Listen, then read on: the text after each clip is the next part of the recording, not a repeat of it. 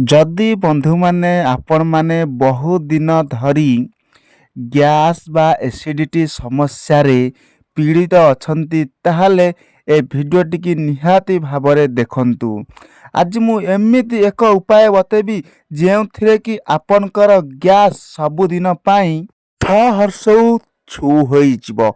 आपन को किछि नाइ बास सकाळर किछि जळख्या बा किछि भोजन करि सारिया परे दही की आपण माने निहाती भाବରେ खाଆନ୍ତୁ।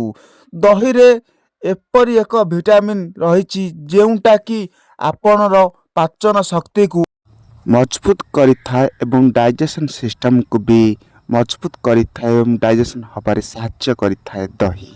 ଆପଣମାନେ ନିହାତି ଭାବରେ ସକାଳୁ ଦହି ଖାଆନ୍ତୁ ଏବଂ ଦହି ଖାଇବା ସହିତ ନିହାତି ଭାବରେ 2 କିଲୋମିଟର ନିହାତି ଭାବରେ ଚାଲନ୍ତୁ। ଦେଖିବେ ଆପଣଙ୍କର ଗ୍ୟାସ୍ ସମସ୍ୟା ପୁରା ଦୂରେଇ ଯିବ ଆଉ ଗ୍ୟାସ୍ କେବେ ବି ହେବନି।